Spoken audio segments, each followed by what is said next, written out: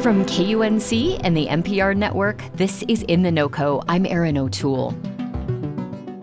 A promising new way to break down harmful forever chemicals using light. So-called forever chemicals are everywhere. They're also known as PFAS, or polyfluoroalkyl substances. They're found in many household products like nonstick cookware or waterproof clothing.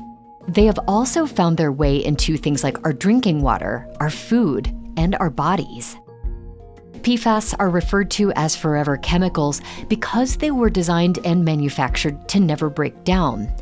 That means after they've been used in our households or manufacturing, they continue to circulate in the environment for thousands of years.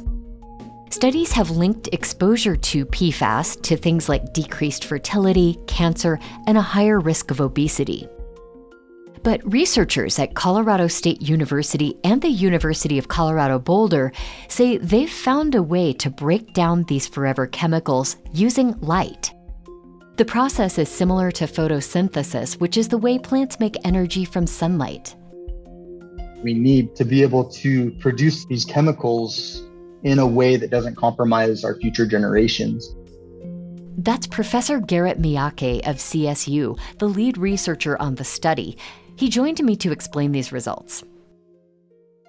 Could you start by explaining, in very layman's terms, please, why these complex forever chemicals are around forever? Why don't they ever degrade? Yeah, the carbon-fluorine bond that makes up these PFAS molecules and gives them their interesting properties is actually one of the strongest bonds in chemistry. And so it's very robust. The other issue is that nature isn't accustomed to dealing with these carbon-fluorine bonds. And so it doesn't really know how to break them down. And so combined, it gives rise to these forever properties. Okay.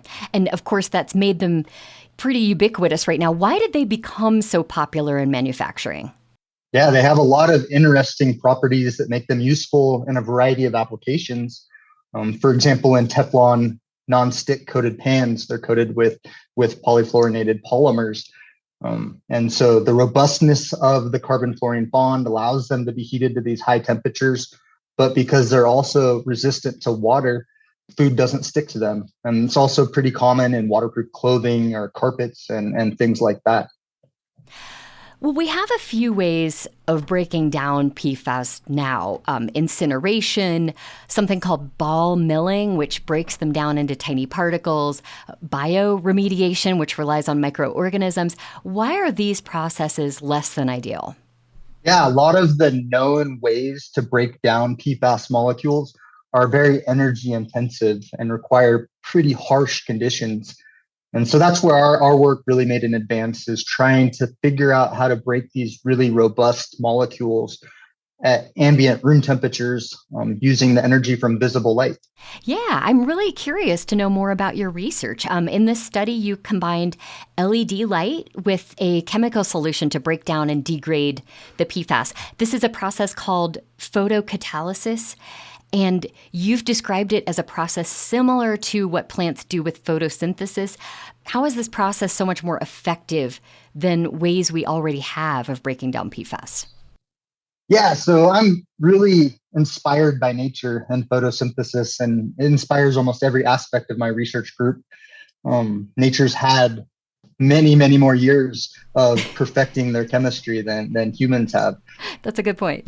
So really what enables our reactions to work that wasn't there before was our development of these catalysts, because they can actually take the energy from multiple photons and combine them into one very challenging reaction, which is the activation of that carbon-fluorine bond. Okay. So you are actually using organic compounds to initiate this chemical reaction. Yeah, so our catalysts are all based on carbon, nitrogen, oxygen, hydrogen, organic molecules. Okay. And what's unique about them is we've designed them to not only be able to absorb visible light, but then deliver that energy into the transformation. So you're not only breaking down the chemicals, it also creates energy. Can that be used In our case, we're trying to use that energy for chemical transformations with a larger vision of making the whole chemical manufacturing industry reliant on using energy from the sun to make the chemicals and materials that we need. So far, this process has only been done in a lab with small amounts of PFAS particles. How hopeful are you this could be scaled up to the point where this could be the solution to our PFAS problem? Well, to be honest, I'm a really optimistic person. And so, Okay, shall I take this with a grain of salt then? yeah.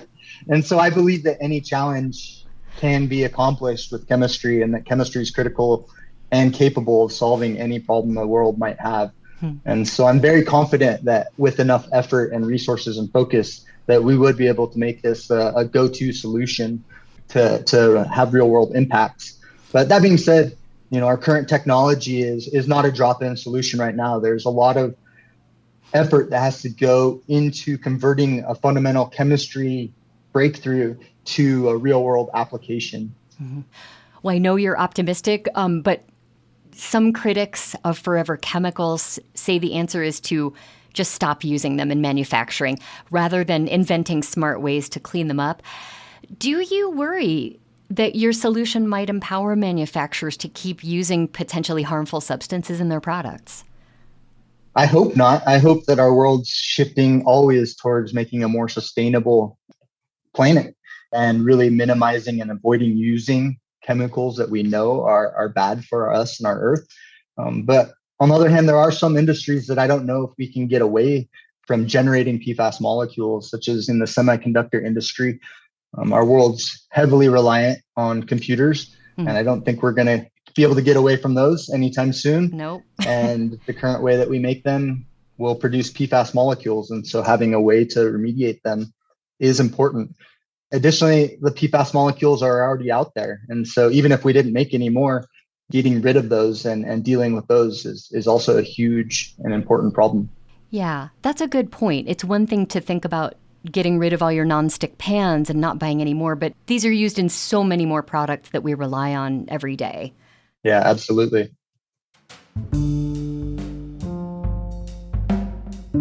Colorado State University professor Garrett Miyake was the lead researcher on this study, which looked at a way of breaking down forever chemicals with a process that uses a chemical solution with light. The results of this study were published in the journal Nature. By the way, Garrett also told me that although he's now enjoying his research success, it took a lot of convincing before a university bought into his ideas because this kind of project had never been done before.